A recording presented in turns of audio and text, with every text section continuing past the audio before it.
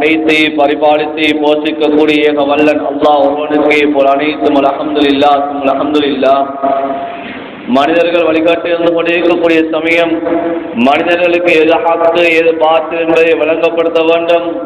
மனிதர்கள் உலகத்தை விட்டு பிரியக்கூடிய சமயத்தில் அல்லாஹ்வுடைய திருப்பொருத்தத்தை அடைந்தவர்களாக பிரிய வேண்டும், சொர்க்கத்தை கொண்டு நன்மாராயணம் பெற்றவர்களாக பிரிய வேண்டும் என்பதற்காக வேண்டி குர்ஆனையும் நுபுவத்தையும் ரிசாலத்தையும் கொடுத்தனுப்பப்பட்ட எங்களுடைய காரூணிய ஸல்லல்லாஹு அலைஹி வஸல்லம் அவர்கள் மீதும் இன்னும் அவருடைய குடும்பத்தார்கள் இன்னும் அவருடைய சஹாபாக்கள் கிளையார்கள் இன்னும் எவர்கள் எல்லாம் கியாமத்து மறைந்த மறைக்கு நபீனிய சுன்னாக்களை வழிமுறைகளை அடியொட்டி பின்பற்றி வாழ்ந்து கொண்டிருப்பார்களோ அத்தனை உத்தமர்கள் மீதும் அல்லாஹ்வுடைய ஸலாத்தன் கருணையும் சலாமின் நிலையற்றம் உண்டாவதாக. புனித ஜும்மாவுடைய கடமையா நிறைவேற்றும் வேண்டி அல்லாஹ்வுடைய இல்லமா மஸ்ஜிதில் இஅ்திகாஃபுடைய நியத்தில் வீட்டிருக்கக்கூடிய அல்லாஹ்வுடைய நல்லடியார்களே, அல்லாஹ்வுடைய தூதர் எந்தெந்த விடயங்கள் எல்லாம் எடுத்து நடக்குமாறு எங்களுக்கு கட்டளை பணித்திருக்கின்றார்களோ அந்த விடயங்களை இயன்ற அளவு எடுத்து நடக்குமாறும், எந்தெந்த விடயங்கள் எல்லாம் எம்முடைய வாழ்விலிருந்து தவிந்து வாழும்படி எங்களுக்கு விளக்கி இருக்கின்றார்களோ அந்த விடயங்களை எம்முடைய வாழ்விலிருந்து முற்றுமுழுதாகவே தவிந்து வாழும்படி முதற்கன் எனக்கு அப்பால் உங்களுக்கு நிறை கட்டளை பிறப்பிக்கின்றேன். பைனி உசிக்கு வனஸ்தி அவ்வளவு தக்குவல்லா. மேலான அல்லாஹ்வுடைய நல்லடியார்களே, மேலான கனவான்களே, அல்லாஹு தாலா செய்த மாபெரும் கிருபை, அல்லாஹு தாலா புனிதமான ஒரு மாதத்தில் அல்லாஹு தாலா எங்களை வீட்டிருக்கக்கூடிய ஒரு சந்தர்ப்பத்தை அல்லாஹ் தந்திருக்கின்றார். இது ரபீல் அவ்வல் மாதம், இது எங்களுக்கு குர்ஆனை கொண்டு வந்த நபி எங்களுடைய இறுதி தூதர் ஹஜ்ரத் முஸ்தபா ஸல்லல்லாஹு அலைஹி வஸல்லம் அவர்கள் பிறந்த மாதமும் அவர்கள் இந்த உலகை விட்டு பிரிந்த மாதமும் இந்த ரபீல் அவ்வல் மாதமாகவே இருந்து கொண்டிருக்கின்றது. மேலான அல்லாஹ்வுடைய நல்லடியார்களே, அல்லாஹ் சுப்ஹானஹு வ தஆலா நபிமார்களுக்கெல்லாம் முத்திரையாக ஒரு நபியை அனுப்ப வேண்டும். அந்த நபிதான் கியாமத்து வரைந்த வரைக்கும் நபியாக இருக்க வேண்டும். அந்த நபிதான் நபிமார்களுக்கெல்லாம் தலைவராக இருக்க வேண்டும். அந்த நபியை கொண்டுதான் முழு சமுதாயமும் நாளை கியாமத்து நாளில் எழுப்பாற்றப்பட வேண்டும். எல்லா நபிமார்களும் கியாமத்து நாளிலே மக்கள் பீதியிலே அம்மலத்திலே இருக்கக்கூடிய சமயத்தில், அமளி துமளிகளிலே மக்கள் கஷ்டப்படக்கூடிய சமயத்தில் மனிதர்களுக்காக வேண்டி பரிந்து பேச வேண்டும். நாளை கியாமத்து நாளிலே இந்த நபி சொர்க்கம் நுழையாமல் வேறெந்த நபிமார்களும் சொர்க்கம் நுழையக்கூடாது என்றெல்லாம் எண்ணி அல்லாஹ் சுப்ஹானஹு வ தஆலா எங்களுடைய காரூணிய ஸல்லல்லாஹு அலைஹி வஸல்லம் அவர்களை இந்த உலகத்துக்கு பிறப்பித்த மாதம்தான் இந்த ரபீஉல் அவ்வல் மாதமாக இருந்து கொண்டிருக்கின்றது. மேலான அல்லாஹ்வுடைய நல்லடியார்களே, பெரியார்களே, சகோதரர்களே, அதே போன்று இந்த நபி ஸல்லல்லாஹு அலைஹி வஸல்லம் அவர்கள் இந்த உலகத்தை விட்டு பிரிந்த மாதமும் இதே ரபீஉல் அவ்வல் மாதமாகவே இருந்து கொண்டிருக்கின்றது. ஒவ்வொருத்தரும் ஒவ்வொரு உலகத்துக்கு வருவதற்கு முன்னால் அவருடைய குடும்ப வம்சம், மேலான பெரியார்களே, சகோதரர்களே, அது சீராக இருக்க வேண்டும். நபி ஸல்லல்லாஹு அலைஹி வஸல்லம் அவர்களை இந்த உலகத்துக்கு அல்லாஹ் சுப்ஹானஹு வ தஆலா அனுப்புவதற்கு முன்னால் அவருடைய குடும்பங்களை அல்லாஹ் சுப்ஹானஹு வ தஆலா தூய்மையானவர்களாக அல்லாஹ் ஆக்கி வைத்திருந்தார். ஒவ்வொருத்தருடைய பிறப்புக்கும் ஒரு வரலாறு இருக்கும். இதே போன்றுதான் எங்களுடைய காரூணிய ஸல்லல்லாஹு அலைஹி வஸல்லம் அவர்கள் இந்த உலகத்துக்கு வந்ததற்கு நெடிய வரலாறுகள் இருந்து கொண்டிருக்கிறது. அந்த நீண்ட வரலாறுகளை ஒரு சில நிமிடங்களில் இந்த பேசி முடிப்பதற்கு முடியாது. மேலான அல்லாஹ்வுடைய நல்லடியார்களே, இப்போது நாம் ஒவ்வொருத்தரும் பிறந்ததற்கு ஒரு நாள் இருக்கிறது, பிறந்ததற்கு ஒரு நேரம் இருக்கின்றது. நாம் எப்படியான சந்தர்ப்பத்தில் பிறந்திருப்போம். சிலர் பிறப்பதற்கு ஒரு காரணமும் இருந்திருக்கும். சிலர் பிறந்ததற்கு பின்னால் சில நிகழ்வுகளும் நடந்திருக்கலாம். இந்த நிகழ்வுகளை வைத்து நாம் ஒவ்வொருத்தரும் என்னுடைய வாழ்விலே என்னுடைய இந்த பிள்ளை இந்த நாள் பிறந்திருக்கின்றது, இந்த நிகழ்வு நடக்கின்ற போது பிறந்திருக்கின்றது என்பதாக நாங்கள் சிலர் அதனை ஞாபகம் வைத்தவர்களாக இருந்து கொண்டிருக்கின்றோம். இதே போன்றுதான் மேலான பெரியார்களே, சகோதரர்களே, எங்களுடைய ரசூலுல்லாஹி ஸல்லல்லாஹு அலைஹி வஸல்லம் அவர்கள் இந்த உலகத்துக்கு வருவதற்கு முன் சில நிகழ்வுகள் நடந்திருக்கின்றது. இந்த உலகத்துக்கு வந்த பின்னாலும் சில நிகழ்வுகளை அல்லாஹ் சுப்ஹானஹு வ தஆலா நிகழ்த்தி காட்டினார். ஏன் கடைசி நபி, இந்த நபியோடு நபித்துவம் முற்றுப்பெறப் போகின்றது. இந்த நபிக்கு பின்னால் வேறு எந்த நபிமார்களும் வருவதற்கு முடியாது என்பதனால் அல்லாஹ் சுப்ஹானஹு வ தஆலா ஏனைய 1,23,999 நபிமார்களை படைப்பதற்கு அல்லாஹ் சுப்ஹானஹு வ தஆலா நடந்தாட்ட சம்பவங்களை எல்லாம் இந்த கடைசி நபிக்கு அல்லாஹ் சில நிகழ்வுகளை ஏற்படுத்தி காட்டினார். சில நிகழ்வுகளை இந்த உலகத்திலே அல்லாஹ் சுப்ஹானஹு வ தஆலா முழு சமுதாயத்துக்கும் முழு உலகத்தார்களுக்கும் அல்லாஹ் படிப்பினையாக சில நிகழ்வுகளை அல்லாஹ் உண்டாக்கி காட்டினார். மேலான அல்லாஹ்வுடைய நல்லடியார்களே, அல்லாஹ் சுப்ஹானஹு வ தஆலா குர்ஆனிலே சூரா தௌபாவில் அல்லாஹ் சொல்லி காட்டுகிறார், லகத் ஜாஅக்கும் ரசூலும் மின் அன்ஃபுசிக்கும், நான் இந்த உலகத்துக்கு உங்களுடைய ஆத்மாக்களிலிருந்து ஒரு நபியை தேர்ந்தெடுத்து நாங்கள் உங்களுக்கு அனுப்பினோம் என்பதாக அல்லாஹ் சுப்ஹானஹு வ தஆலா குர்ஆனில் சொல்லி காட்டுகிறார். ஒரு ரிவாயத்திலே வருகிறது, நபி ஸல்லல்லாஹு அலைஹி வஸல்லம் அவர்கள் இந்த ஆயத்தை ஓதும்போது லகத் ஜாஅக்கும் ரசூலும் மின் அன்ஃபுசிக்கும் என்பதாக ஓதி இருக்கிறார்கள். இப்னு அப்பாஸ் ரலியல்லாஹு தஆலா அவர்கள் ரிவாயத் செய்கிறார்கள், இந்த ரிவாயத்தை மின் அன்ஃபுசிக்கும் என்பதாக நபி அவர்கள் ஓதினார்கள் என்பதாக வந்திருக்கிறது. மேலான அல்லாஹ்வுடைய நல்லடியார்களே, அன்ஃபுஸ் அன்ஃபஸ் இரண்டுக்கும் வித்தியாசம் இருக்கிறது. லகத் ஜாஅக்கும் ரசூலும் மின் அன்ஃபுசிக்கும், அன்ஃபுசிக்கும் என்று சொன்னால் உங்களுடைய ஆத்மாக்களிலிருந்து உங்களிடமிருந்து நாங்கள் நபியை நாங்கள் அனுப்பினோம் என்பதாக வருகிறது. மின் அன்ஃபுசிக்கும் என்று சொன்னால் அன்ஃபஸ் என்று சொன்னால் அஷ்ரஃப், மிகவும் சங்கையானவர், மிகவும் பெருமதி வாய்ந்தவர், மிகவும் கண்ணியம் வாய்ந்தவர். உங்களில் இருந்து மிகவும் கண்ணியம் வாய்ந்தவரை, மிகவும் சிறப்புக்குரியவரை, மிகவும் சங்கையானவரை நாங்கள் நபியாக அனுப்பினோம் என்பதாக அல்லாஹ் சுப்ஹானஹு வ தஆலா குர்ஆனில் சொல்லுகிறார். இந்த ஆயத்தை ஓதிவிட்டு நபி ஸல்லல்லாஹு அலைஹி வஸல்லம் அவர்கள் சொன்னார்கள், அன அன்ஃபுசுக்கும் நஸலன் வ சிஹ்ரன் வ ஹஸபா லைஸ ஃபீ ஆபாஇ மின் லதுன் ஆதம் ஸஃபாஉன் குல்லுனா நிகா. அல்லாஹ் சுப்ஹானஹு வ தஆலா உங்களிலே என்னை குடும்ப வம்சத்தாலும் கோத்திரத்தாலும் ஹஸபாலும் நஸபாலும் சிஹ்ராலும் அல்லாஹ் சுப்ஹானஹு வ தஆலா என்னை சங்கையானவராக அல்லாஹ் ஆக்கி வைத்திருக்கின்றான். ஆதம் அலைஹிஸ்ஸலாம் அவர்கள் தொடக்கம் இறுதி நபியாக இருக்கக்கூடிய என் வரைக்கும் என்னுடைய வம்சத்திலே யாரும் தவறுதலான முறையில் பிறந்தவர்கள் கிடையாது. எல்லாம் அல்லாஹ் ஹலாலாக்கிய நிக்காஹின் மூலமாகவே பிறந்தவர்கள். நானும் அந்த வம்சத்தை சார்ந்தவன் என்றார் நபி ஸல்லல்லாஹு அலைஹி வஸல்லம் அவர்கள் கூறினார்கள். மேலான அல்லாஹ்வுடைய நல்லடியார்களே, ஒரு நபியை அல்லாஹ் ஆக்குவதாக இருந்தால், ஒரு நபியை ஒரு கோத்திரத்திலிருந்து அல்லாஹ் எடுப்பதாக இருந்தால், அந்த கோத்திரத்திலே மிகவும் தூய்மையானவரை, அந்த வம்சம் மிகவும் தூய்மையான வம்சத்திலிருந்துதான் அல்லாஹ் சுப்ஹானஹு வ தஆலா எடுப்பார். அதனால நபி அவர்கள் சொன்னார்கள், என்னுடைய மூதாதைகளின் துவக்கம் ஆதம் அலைஹிஸ்ஸலாம் அவர்கள் துவக்கம் என்னுடைய வம்சம் வரைக்கும் அல்லாஹ் சுப்ஹானஹு வ தஆலா இந்த நபிமார்களுடைய வம்சத்திலே எந்த தவறுதலானவர்களையும் அல்லாஹ் ஆக்கவில்லை. அந்த தவறுதலான நிக்காஹின் மூலமாக எந்த ஒரு குழந்தையும் அல்லாஹ் நபியாக ஆக்கவில்லை. ஹலாலான நிக்காஹின் மூலமாக பிறந்தவர்களை தான் அல்லாஹ் நபியாக ஆக்கினான். அதே ரீதியில் வந்தவன் தான் நான் என்பதாக நபி அவர்கள் சஹாபாக்களை பார்த்து கூறினார்கள். மேலான பெரியார்களே, சகோதரர்களே, இதுதான் எங்களுடைய நபி ஸல்லல்லாஹு அலைஹி வஸல்லம் அவர்களுடைய பரிசுத்தமானதாக இருந்து கொண்டிருக்கிறது.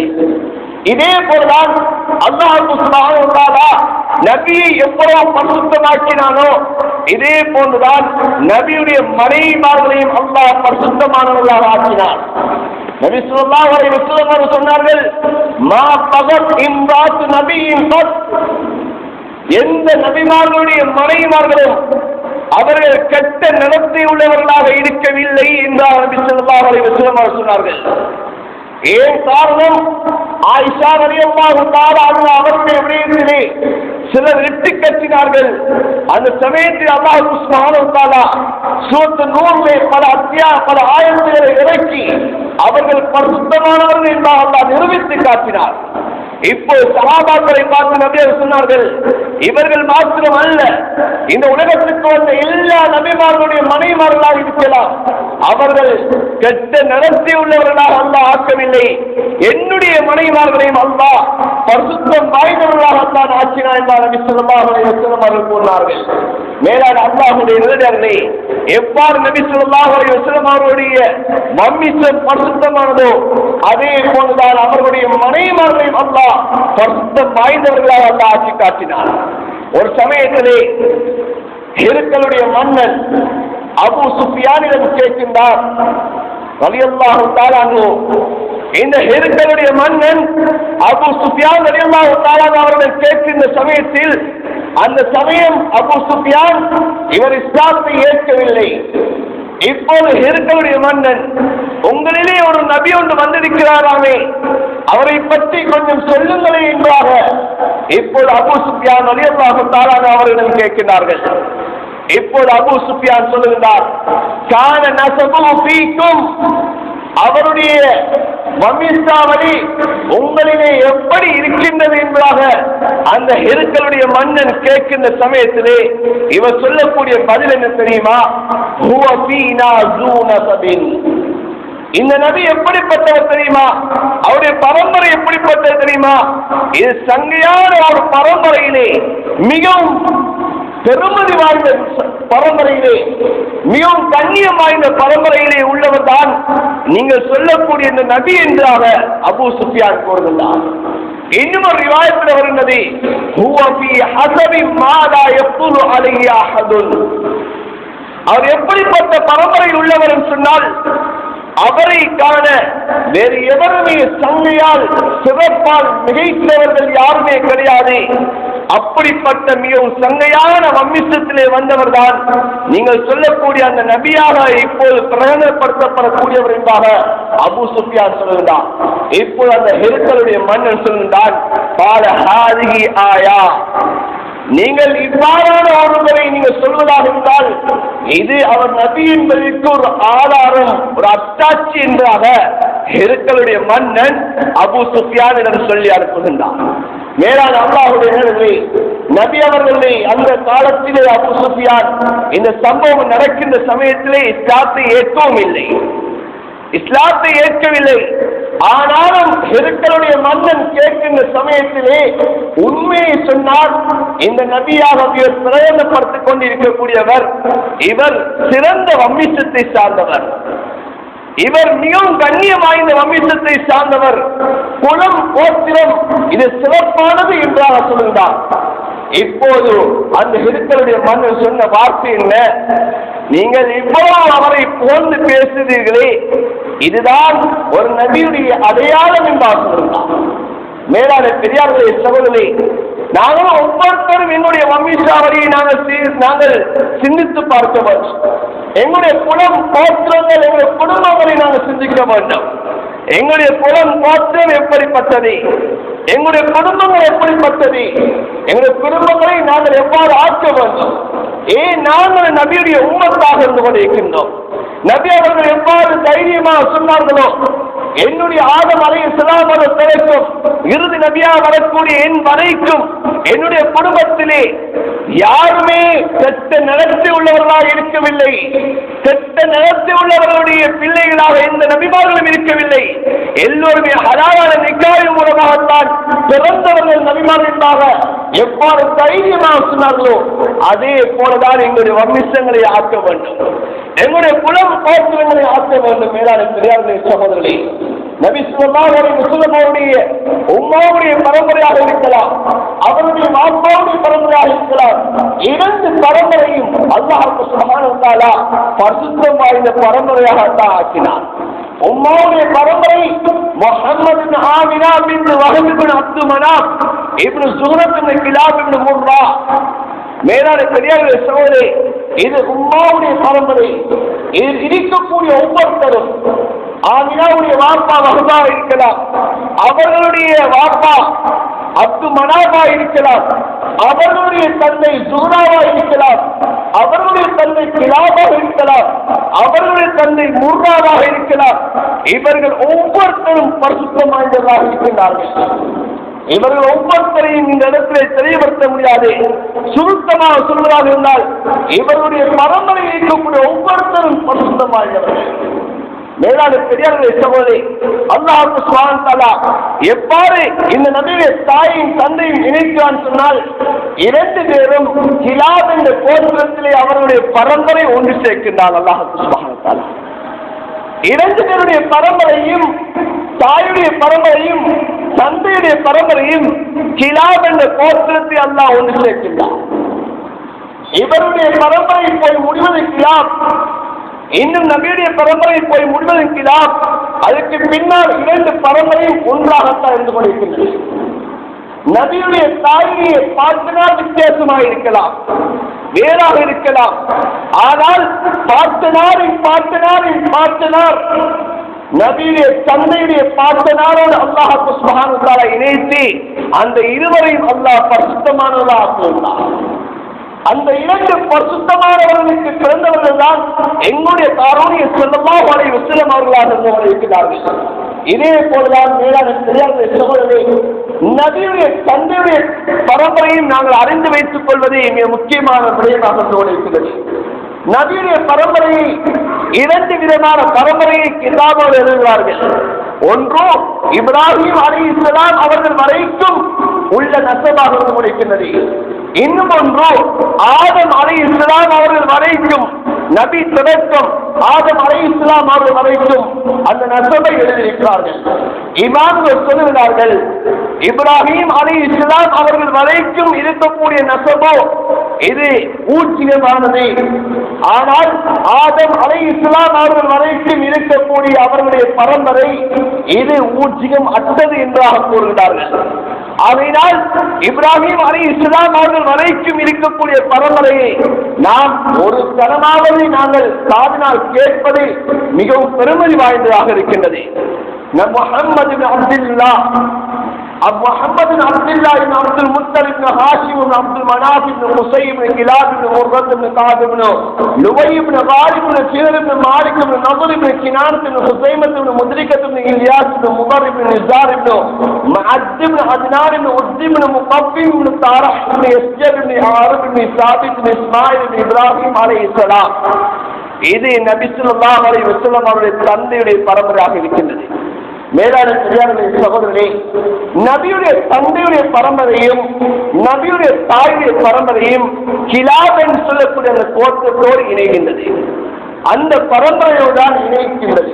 அல்லாஹ் சுப்ஹானஹு வ தஆலா இந்த தாயுடைய பரம்பரையும் சிறந்த பரம்பரையாக இருந்தான், தந்தையுடைய பரம்பரையும் அல்லாஹ் பரிசுத்தமான பரம்பரையாக அல்லாஹ் ஆக்குகின்றான்.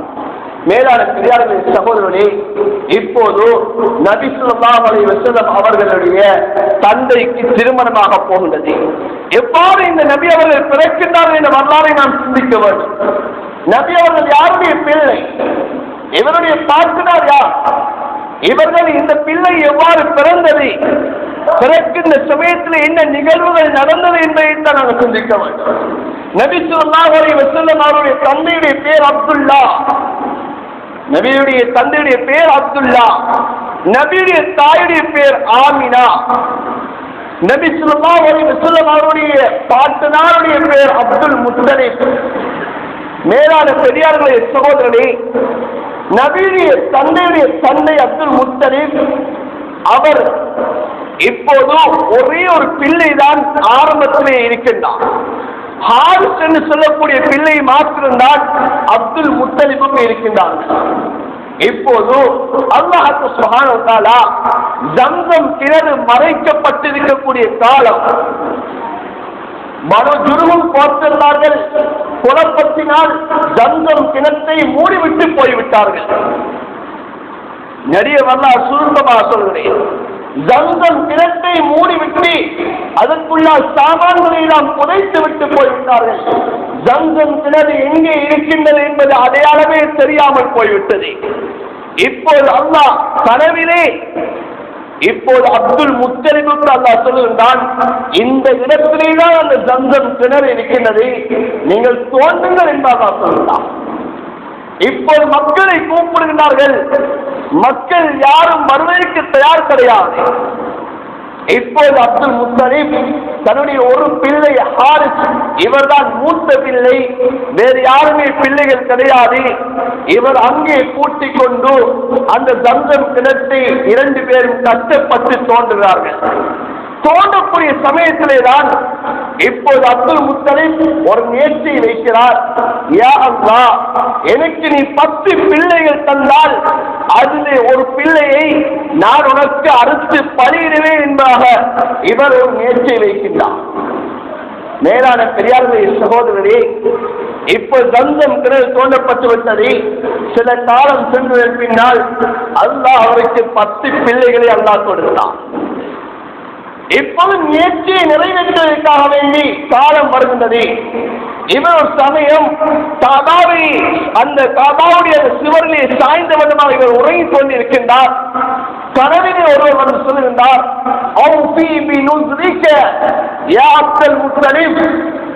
அப்துல் முத்தலிபே, உன்னுடைய முயற்சியை நீ நிறைவேற்று என்பதாக ஒருவருடைய சத்தத்தை இவர் கேட்கின்றார். இப்போது எழுந்து இவருக்கு ஞாபகம் வருகின்றது, நான் அல்லாஹ்விடம் ஒரு முயற்சி வைத்தேன், எனக்கு 10 பிள்ளைகள் கிடைத்தால் ஒரு பிள்ளையை நான் அறுத்து பலிவிடுவதாக முயற்சி வைத்தேன் என்பதாக இவர் தன்னுடைய 10 பிள்ளைகளை கூப்பிட்டு இவர் சொல்லுகின்றார்.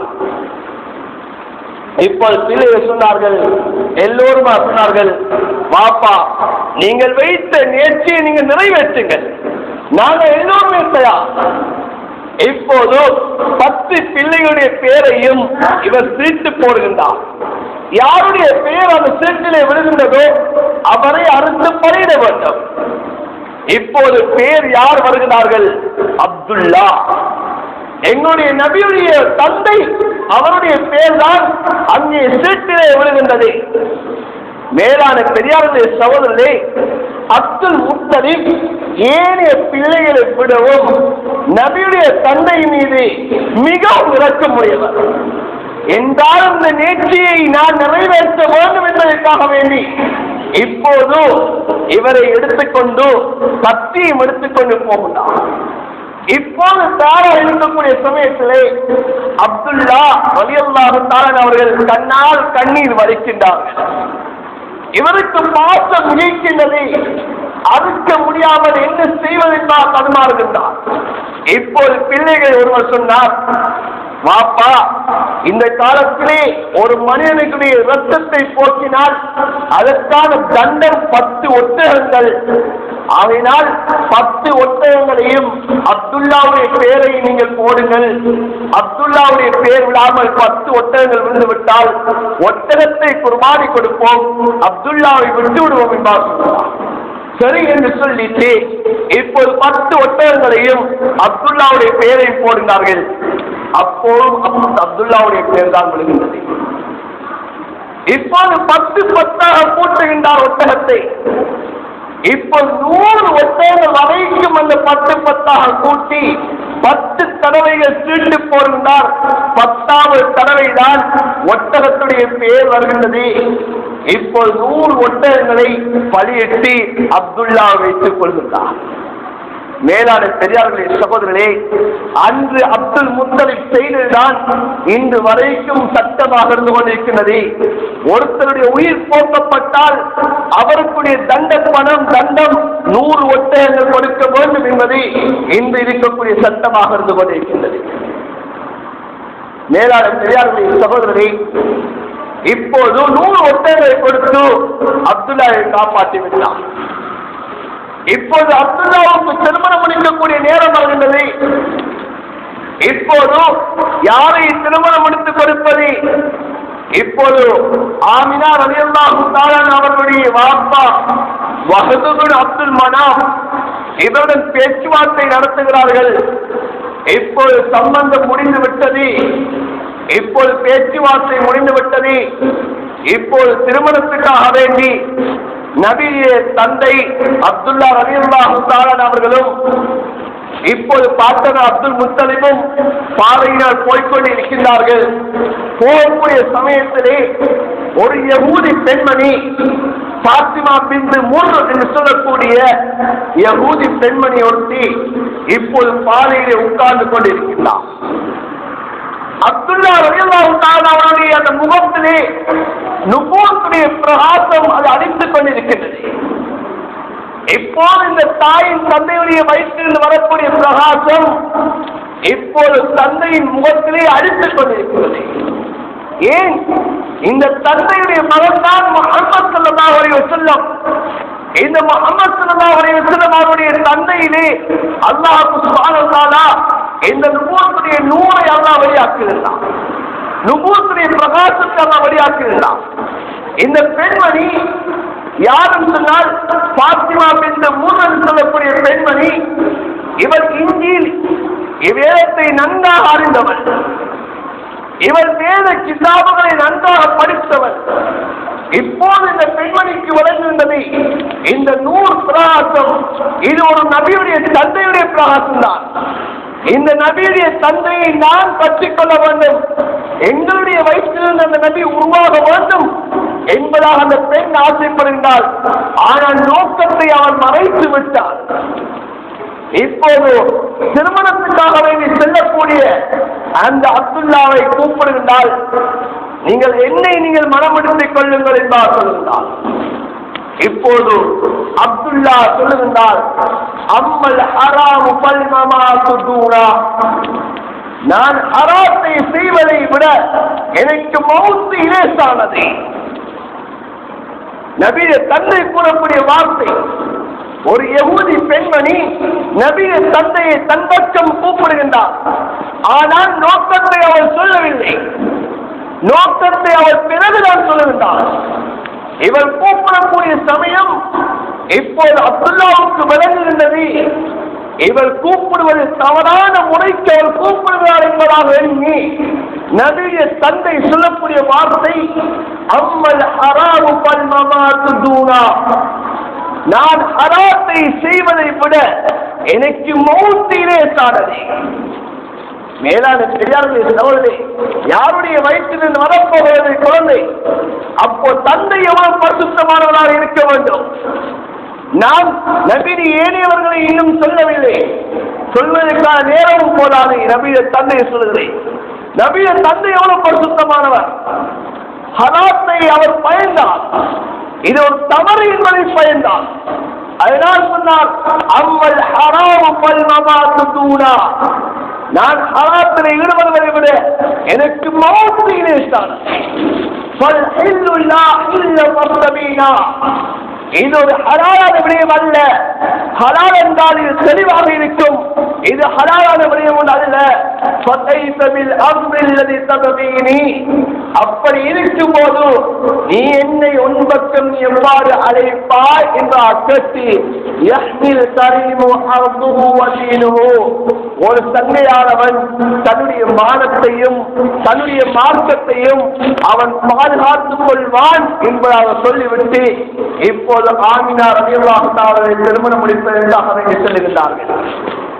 திருமணம் முடித்துவிட்டு 3 நாள் கழித்து அதே பாதையால் வருகின்றார்கள். அந்த பெண்மணி அதே இடத்திலே தான் இருந்து கொண்டிருக்கிறார். எங்கே போனவரை காணவில்லை என்றால் எதிர்பார்த்துக் கொண்டிருக்கிறார். இப்போது கேட்கிறார்கள், நீங்கள் எங்கே சென்று விட்டு வருகிறீர்கள்? இப்போது அப்துல்லா சொல்லுகின்றார், நான் திருமணம் முடித்து விட்டேன், நான் திருமணம் முடித்து விட்டு வருகிறேன்.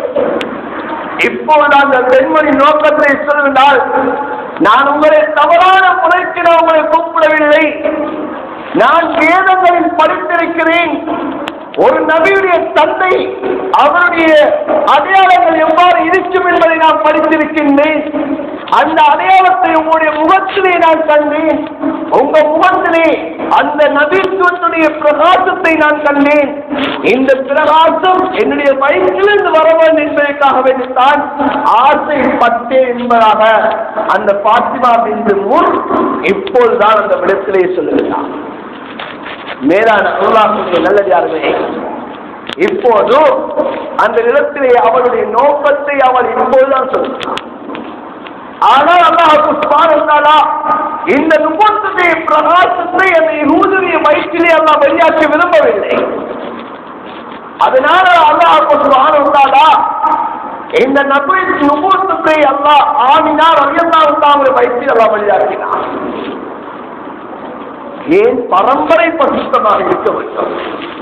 இந்த நுபுவத்துக்கு தகுதியானவர்கள் அந்த வயது பரிசுத்தமானவர்கள் இருக்க வேண்டும் என்பதற்காகத்தான் அல்லாஹ் ஆமினா ரலியல்லாஹு தஆலா எல்லாம் சேர்ந்திருந்தார். மேலான அல்லாஹ்வுடைய நல்லடியார்களே, இப்போது இந்த அப்துல்லா ரலியல்லாஹு தஆலாவுக்கு திருமணம் நடக்கின்ற சமயத்திலே இன்னும் ஒரு திருமணம் நடக்கின்றது. அது யாருக்கு? மகனுக்கும் பாப்பாவுக்கும் ஒரே சமயத்திலே திருமணம் நடக்கிறது. இப்போது மகனுடைய மகள் ஆமினா ரலியல்லாஹு தஆலா அவர்களை அப்துல்லா ரலியல்லாஹு தஆலா திருமணம் முடித்தார்கள். இந்த அப்துல்லா ரலியல்லாஹு தஆலா திருமணம் முடிந்த இந்த மகனுடைய தம்பி முஹைபன் சொல்லக்கூடியவர்கள், இவர்களுடைய மகள் ஹாலா. ஆமினா ரலியல்லாஹு தஆலா அவர்கள் மகனுடைய மகளாக இருந்தாலும் அவர்கள் வளர்ந்ததெல்லாம் முஹைபன் சொல்லக்கூடிய சாச்சாவிடம் தான் இவர்கள் வளர்ந்தார்கள். இவர்களுக்கு அந்த முஹைபுடைய மனைவி பால் கொடுத்திருந்தார்கள். மேலான பெரியாருடைய சகோதரனை, இந்த முஹைபுடைய சகோதரி ஹாலாவை அப்துல்லா ரலியல்லாஹு தஆலா வாப்பா அப்துல் முத்தலிப் இப்போது அதே சமயத்தில் திரும்ப முடித்தார். இந்த அப்துல் முத்தலிபுக்கும் ஹாலாவுக்கும் பிறந்தவர்கள் தான் ஹம்சா ரலியல்லாஹு தஆலா அவர்கள். ஹம்சா ரலியல்லாஹு தஆலா அவர்கள் ஒன்று நபி அவர்களுக்கு சாச்சா முறை. ஏன் காரணம்? பாப்பாவுடைய தம்பி. ஆனால் தாய் விஷயம் ஒரு முறையில் ஹம்சா ரலியல்லாஹு தஆலா அவர்கள் நபிக்கு சாச்சா முறை, இன்னும் ஒரு முறை பால்குடி சகோதரர். நாம் எல்லோருமே கேள்விப்பட்டிருப்போம் ஹம்சா ரலியல்லாஹு தஆலா நபியுடைய சாச்சா. இன்னும் சில கேள்விப்பட்டிருப்போம் நபியுடைய பால்குடி சகோதரன் கேள்விப்பட்டிருப்போம். ஆனால் இந்த ஹம்சா ரலியல்லாஹு தஆலா அவர்கள் நபிக்கு எப்படி பால்குடி சகோதரராக ஆனார்? காரணம் என்ன? நபியுடைய உம்மாவுடைய தங்கச்சி யார்? சாட்சி. இந்த சாட்சியுடைய மகன் தான் ஹம்சா ரலியல்லாஹு தஆலா. ஆகையினால் இந்த பால்குடி முறையில் வந்தவர்கள் தான் அடுத்த அந்த குடும்ப உறவுதான் அந்த பால்குடி சகோதரன் என்ற உறவு. ஹம்சா ரலியல்லாஹு தஆலா அவர்கள் நபிக்கு இரண்டு உறவு. ஒன்று சாட்சா என்ற உறவு, இன்னும் ஒன்று நபியுடைய பால்குடி சகோதரன் என்ற உறவு. மேலான பெரியார்களே, சகோதரரே, இப்போ திருமணம் நடந்து இப்போ சில காலம் சென்றதன் பின்னால் நபியுடைய தந்தை அப்துல்லா ஷாமுக்கு பிரயாணம் செய்கின்றார். ஷாமுக்கு இப்போது பிரயாணம் வியாபார நோக்கத்திலே பிரயாணம் செய்கிறார்கள்.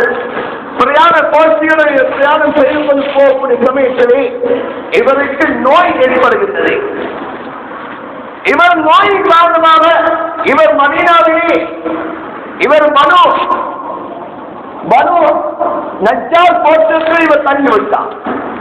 மனு நஜ்ஜாருடைய அந்த கோஷ்டத்திலே ஒரு நபருடைய வீட்டிலே இவர் தங்கிவிட்டார். மற்ற எல்லோருமே வியாபாரத்துக்காக சென்று இப்போது மக்காவுக்கு வருகிறார்கள். இப்போது அப்துல் முத்தலிப் கேட்கிறார், எங்கே என்னுடைய மகன்?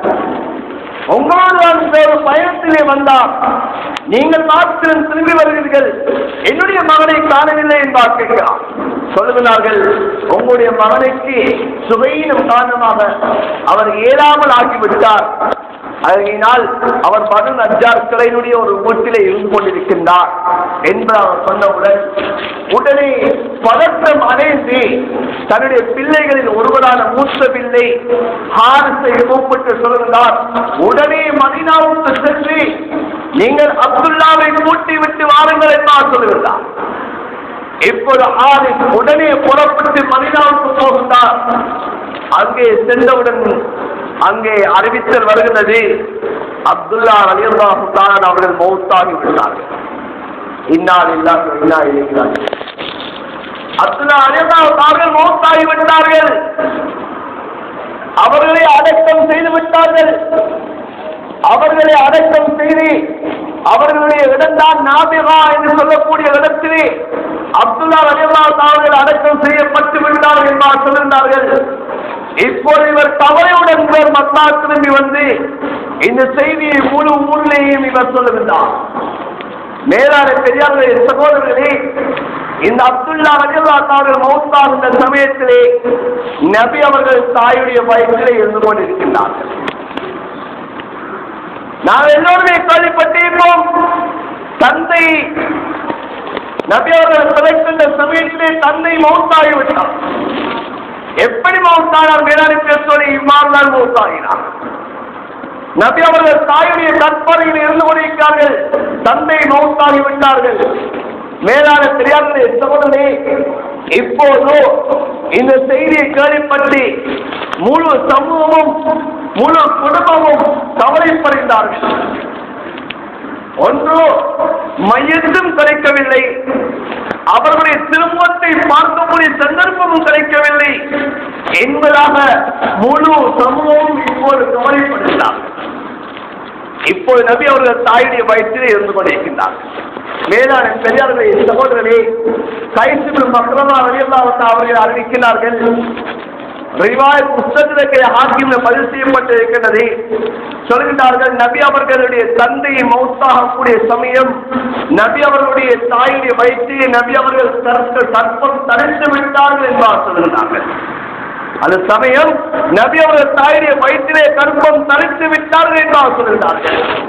மேலான பெரியார் சோழி, நபி அவர்களுடைய தந்தை மௌத்தாகின்ற போது அப்துல்லா ரலியல்லாஹு அவர்களுக்கு வயது ஒரு ரிவாயத்திலே வருகிறது 30 வயது என்று வருகின்றது.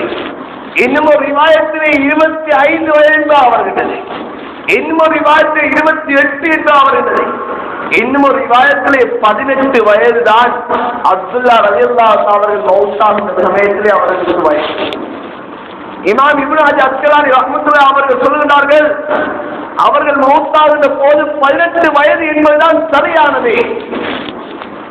நபிய தந்தை மௌத்தாகின்ற போது 18 வயது தான் சரியானது என்று சொல்கிறார்கள்.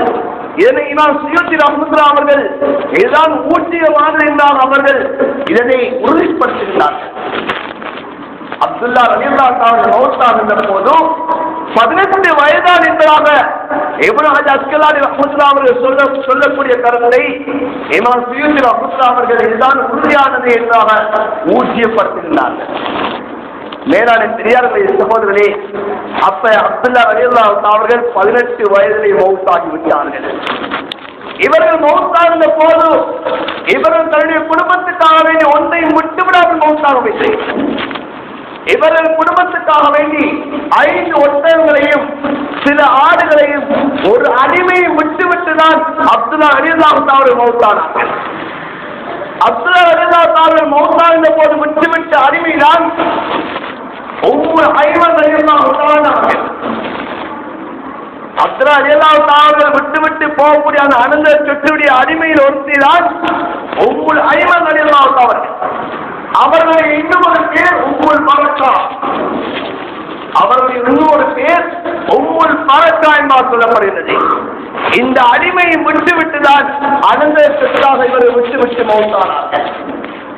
மேலான பெரியார்களே, 5 ஒட்டகங்கள் சில ஆடுகள் ஒரு அடிமையின் அனந்தர சொத்தாக வாரிசு சொத்தாக இவர்கள் விட்டுவிட்டு மௌத்தானார்கள் என்பதாக வரலாற்று ஆசிரியர்கள் கிதாபுகளை எழுதுகின்றார்கள். அதற்கு பிறகுதான் மேலான பெரியார்கள் சபதி இன்னும் சில நிகழ்வுகள் நடக்கின்றது. நபி அவர்கள் பிறப்பதற்கு 50 அல்லது 55 நாட்களுக்கு முன்னதாக அல்லாஹ் சுப்ஹானஹு வ தஆலா ஆணை படை என்று ஒன்று படையை அல்லாஹ் அளிக்கின்றான். சஹாபை அழிப்பதற்காக வரக்கூடிய அந்த ஆணை படை அல்லாஹ் அளிக்கின்றான். அந்த ஆணை படையை அழிக்கிறது இந்த நபித்துவம் வழியாக போகின்றது என்பதை அல்லாஹ் உறுதி செய்வதற்காக வேண்டிய ஒரு நிகழ்வாக அல்லாஹ் ஆக்குகின்றான். இந்த ஆணைப்படை எவ்வாறு வந்தது, இந்த ஆணைப்படை எவ்வாறு அளிக்கப்பட்டது என்பதை அல்லாஹ் சுப்ஹானஹு வ தஆலா சூரத்துல் ஃபீல் என்ற அத்தியாயத்தை அல்லாஹ் இறக்கி அதனுடைய விரிவுரையில் அல்லாஹ் எங்களுக்கு அதனை தெளிவுபடுத்தினார்.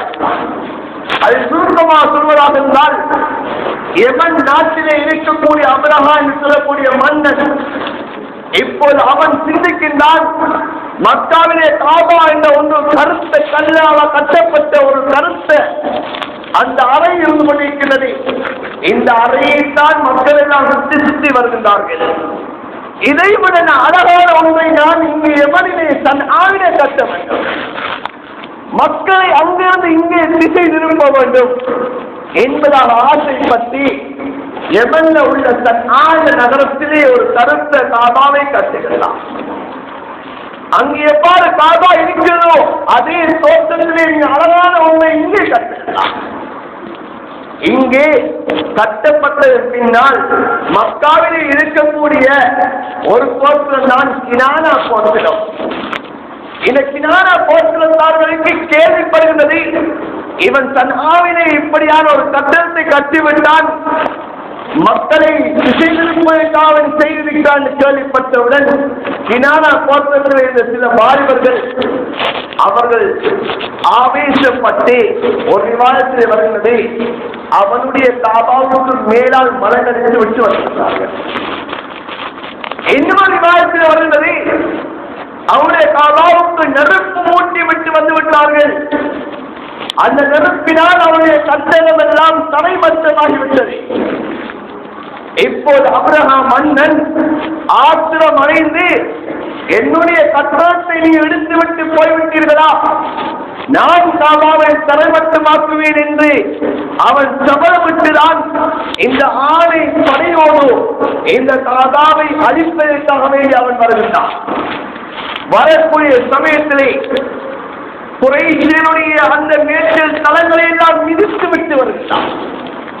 அப்துல் முத்தலிபுடைய 200 ஆடுகள், இன்னொரு காலத்திலே 200 ஒட்டகங்களை அவன் கைப்பற்றிக் கொண்டு வருகின்றான், சூறையாடிக்கொண்டு வருகின்றான். இப்போது மக்கள் எல்லாம் பயந்து அப்துல் முத்தலிபிடம் வந்து சொல்கிறார்கள், யானை படை வந்துவிட்டது, இவ்வாறு என்னுடைய பொருளாதாரத்துக்கு சேதம் விளைத்து விட்டது என்று சொல்கிறார்கள். அப்துல் முத்தலிப் சொல்லக்கூடிய ஒரு வார்த்தை தான், நாங்கள் எதற்கும் பயப்பட தேவை கிடையாது, அல்லாஹ்வுடைய வாடு, இதனை அல்லாஹ் பாதுகாப்பார், நீங்கள் யாரும் கவலைப்பட வேண்டாம், நீங்கள் ஊரை விட்டு கொஞ்சம் சற்று தூரமாக இருங்கள் என்றால் அப்துல் முத்தலிப் மக்களுக்கு வழிகாட்டினார். வழிகாட்டி விட்டு இப்போது அப்துல் முத்தலிப் அப்ரஹாம் மன்னன் இருக்கக்கூடிய அந்த இடத்துக்கு போகின்றார். போனவுடன் அப்துல் முத்தலிபுக்கு மிகவும் சங்கை செய்து மிகவும் கண்ணியப்படுத்தி அவருடைய சிம்மாசனத்திலே இடம் கொடுத்து இப்போது வந்த நோக்கத்தை கேட்கின்றார், இதற்காகவே வந்தீர்கள். இப்போது அப்ரஹாம் மன்னன் நினைத்தார், காபாவை உடைக்க வேண்டாம் என்று சொல்ல வந்திருக்கிறார் நினைத்தார். அப்துல் முத்தலிப்பை கேட்டார், என்னுடைய 200 ஒட்டகத்தை தான், என்னுடைய 200 ஒட்டகத்தை நீங்கள் தாருங்கள் கேட்டார். இப்போது அப்ரஹாம் மன்னன் ஆச்சரியப்பட்டு கேட்டால், நான் உங்களுடைய காபாவை உடைப்பதற்கு வந்திருக்கிறேன், உங்களுடைய பள்ளியை இடிப்பதற்கு வந்திருக்கிறேன், நீங்கள் உங்களுடைய பொருளாதாரத்தை வந்து கேட்கிறீர்களே.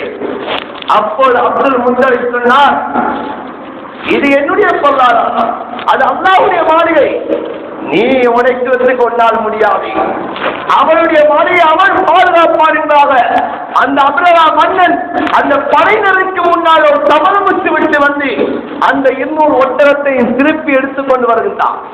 வந்து அந்த மக்காவில் இருக்கக்கூடிய சில முக்கியமான நபர்களை காபாவில் ஒன்று சேர்த்து கூறுகின்றார், யா அல்லாஹ், இந்த 200 ஒட்டகத்தை நான் உனக்கு அறுத்து பலியிடுகிறேன், இந்த 200 ஒட்டகத்தை நான் உனக்கு அறுத்து பலியிடுகிறேன், இந்த யானை படையிடும் என்ற காபாவை நீ பாதுகாப்பு உன்னுடைய பொறுப்பு யா அல்லாஹ் என்று சொல்லிவிட்டு இவரும் தூரமாகி விடுகின்றார். மேலான பெரியார்களை சகோதரர்களே, அதற்கு பின்னால் அந்த படை வருகின்றது, பறவைகள் கூட்டம் அந்த சிறு கற்களால் கொள்ளுகின்றது, சிறு கற்களை கொண்டு அந்த பறவைகளை கூட்டம் கொள்ளுகின்றது. மேலான பெரியார் இதுதான் சுருக்கமாக அது எப்படி கொண்டு விட்டது, அந்த மண்ணுடைய சடலங்கள் எப்படி ஆனது என்பதை விரிவாக இருக்கின்றது. இது சுருக்கமாக இந்த சம்பவம் நடந்து 50 அல்லது 55 நாட்களுக்கு பின்னால் தான் நபி ஸல்லல்லாஹு அலைஹி வஸல்லம் அவர்கள் இந்த உலகத்தை முத்தமிடுகிறார். இந்த உலகத்துக்கு நபி அவர்கள் அல்லாஹ் சுப்ஹானஹு வ தஆலா இந்த நபியுடைய பிரகாசத்தை இந்த உலகத்துக்கு அல்லாஹ் வழியாக்குகிறார். நபியுடைய பிறந்த தினம் எப்படி என்பதை உலமாக்களுக்கு மத்தியிலே கருத்து வேற்றுமை இருக்கிறது.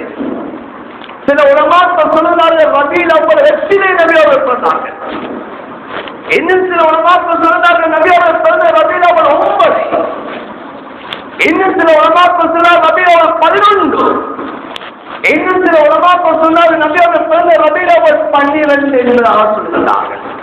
4 கருத்துக்கள் நபி அவர்கள் பிறந்த தினத்தில் இருக்கிறது. நபி அவர்கள் எந்த மாதத்திலே பிறந்தார்கள் என்பதை கருத்து வெற்றி இருக்கின்றது. ஒரு சில உலமாக்கள் சொல்கிறார்கள் நபி அவர்கள் பிறந்த சபருடைய மாதம், இன்னும் சில உலமாக்கள் சொல்கிறார்கள் நபி அவர்கள் பிறந்த ரஜபுடைய மாதம், இன்னும் சில உலமாக்கள் நபி அவர்கள் பிறந்தது ரமலானுடைய மாதம் என்றால் சொல்கிறார்கள். அதற்கான காரணத்தையும் கிதாபுகளில் எழுதப்பட்டிருக்கிறது. சொல்கிறார்கள் சபருடைய மாதம் ஏன் காரணம் சொல்கிறார்கள் சொன்னால், நபி அவர்கள் பிறந்த மாதத்திலேதான் நபி அவர்களுக்கு நோய் ஏற்பட்டதாம். நபி அவர்களுக்கு சபருடைய மாதம் தான் நோய் அதிகரித்தது. நபி அவர்கள் மௌத்தானது ரபீல் அவ்வல் 12. அதனால சொல்கிறார்கள் நபி அவர்கள் பிறந்த சபருடைய மாதம். ரஜபுடைய மாதம் என்றாக யார் சொல்கிறார்களோ அவர்கள் சொல்கிறார்கள் நபி அவர்கள் பிறந்த மாதத்தில்தான் அல்லாஹ் நபி அவர்கள் மிஅராஜை கொண்டு சென்றார். ஆகையினால் நபி அவர்கள் பிறந்த ரஜபுடைய மாதம் சொல்கிறார்கள். நபி அவர்கள் பிறந்த ரமலானுடைய மாதம் சொல்லக்கூடிய இமாம்கள் சொல்லக்கூடிய கருத்து, நபி அவர்களுக்கு அல்லாஹ் இந்த குர்ஆனை இறக்கிய ரமலானுடைய மாதம் பிறந்த மாதத்திலே தான் நபி அவர்களுக்கு அல்லாஹ் இந்த குர்ஆனை கொடுத்தான் என்றார். மேலான பெரியவர்கள் சோழே, இப்படி கருத்துக்கள் இருந்தால் நபி அவர்கள் பிறந்தது ரபீல் அவ்வல் மாதம் என்பதுதான் சரியான கருத்தாக இருக்கிறது. ஊட்டியமான சரியான கருத்து நபி அவர்கள் பிறந்தது இந்த ரபீல் அவ்வல் மாதமாக கொண்டிருக்கிறது. உலமாக்கள் கிதாப் எழுதினார்கள், நபி அவர்கள் திங்கட்கிழமை அதிகாலையிலே நபி அவர்கள் இந்த உலகத்திலே அல்லாஹ் வெளியாக்கினார் என்றாக எழுதினார்கள். ரபீல் அவ்வல் 12 திங்கட்கிழமை இந்த உலகத்துக்கு அல்லாஹ் நபி அவர்களை அதிகாலையில் அல்லாஹ் இந்த உலகத்தை முற்றமுறச் செய்தான் என்றாக உலமாக்கள் கிதாப் எழுதினார்கள். மேலான பெரியார்களே சகோதரர்களே, நபி அவர்கள் இந்த உலகத்தை முற்றமிடும் போது கோட்டைகள் எல்லாம் நடுங்கியது. நபி அவர்கள் இந்த உலகத்தை முற்றமிடும் போது ஓடிக்கொண்டு இந்த ஆறுகள் வற்றியது. நபி அவர்கள் இந்த உலகத்தை முற்றமிடும் போது பிரகாசம் வருகின்ற சமயத்திலே மஜூசியருடைய நெருப்பெல்லாம் அணைந்து விட்டது. மேலான பெரியார்களே சகோதரரே, நபி ஸல்லல்லாஹு அலைஹி வஸல்லம் அவர்கள் பிறக்கின்றார்கள். அதனை முதல் சட்டமாக அல்லாஹ் சுப்ஹானஹு வ தஆலா அவர்களுடைய வீட்டிலே அல்லாஹ் நட்சத்திரத்தை இறக்கி பிரகாசிக்க வைத்தார். அந்த பிரகாசத்தை எல்லோரும் பார்த்தார்கள். நபி அவர்கள் பிறக்கின்றார்கள். அந்த பிறக்கக்கூடிய சமயம் கிஸ்ராவுடைய மாளிகை, அந்த மாளிகை நடுங்கி 14 கற்கள் அந்த நடுக்கத்தினால் கீழே விழுகின்றன. நபி அவர்கள் பிறந்தெல்லாம் தாமதம் ஓடிக்கொண்டிருந்த பெரிய ஆறொன்று வற்றிவிட்டது.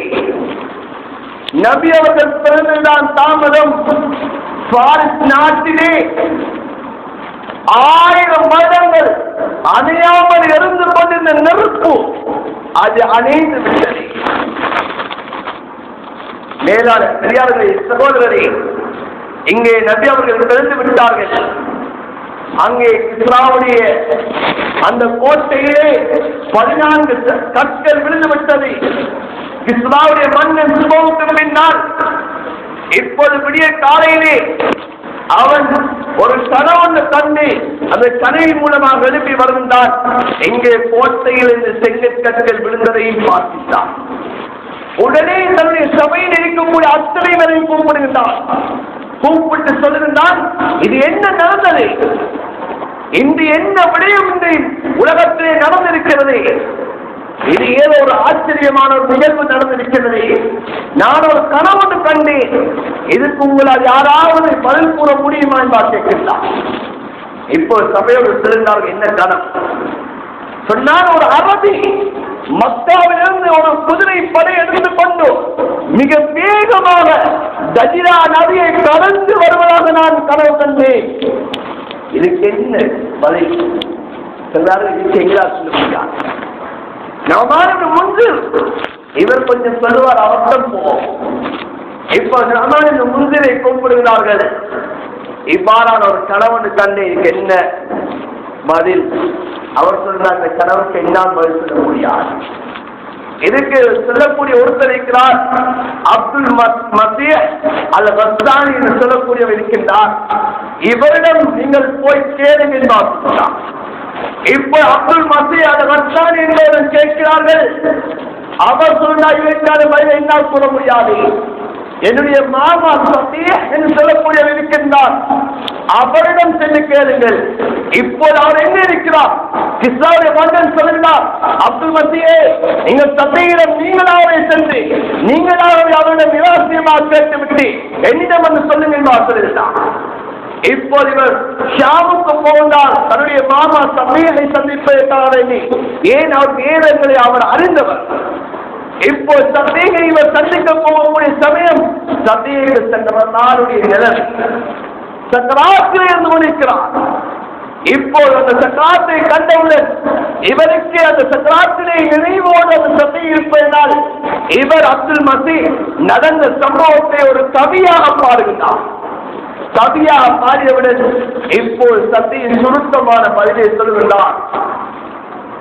இது ஒரு நபி, யாரை அல்லாஹ் கடைசியாக வெளியாக்கோடும் என்று அல்லாஹ் நாடினாரோ அவர் வெளியாகி விட்டார். 14 கற்களுக்குரிய வரைவிலக்கணம் என்ன தெரியுமா? கிஸ்ராவுடைய ஆட்சி 14வது கட்டம், அந்த ஆட்சி முடிவடைய போகின்றது. இதை கேட்டவுடன் கிஸ்ராவுடைய மன்னன் சொன்னான், நான் 10வது ஆட்சியாக நான் இருக்கிறேன், இன்னும் 4 பேர் தான் இருக்கிறார்கள்.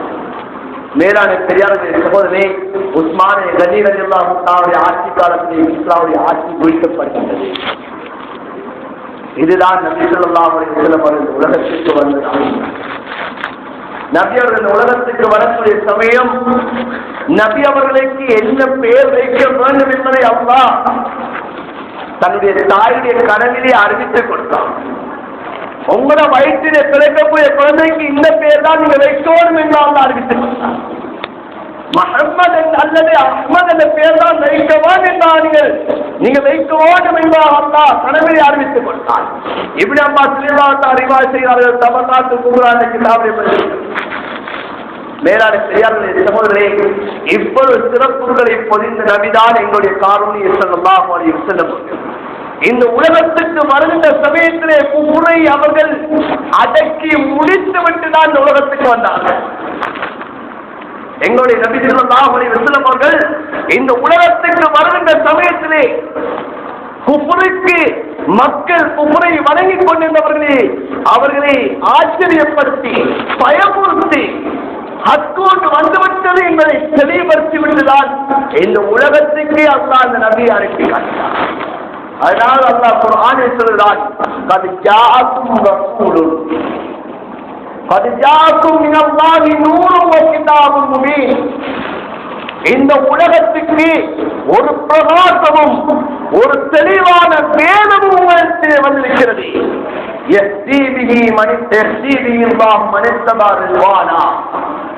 யாரெல்லாம் அந்த நபியையும் அந்த வேதத்தை யாரெல்லாம் பின்பற்றுகிறார்களோ அவர்களுக்கெல்லாம் நேர்வழி அல்லாஹ் காட்டுவான் என்று அல்லாஹ் குர்ஆனில் சொல்கிறார்.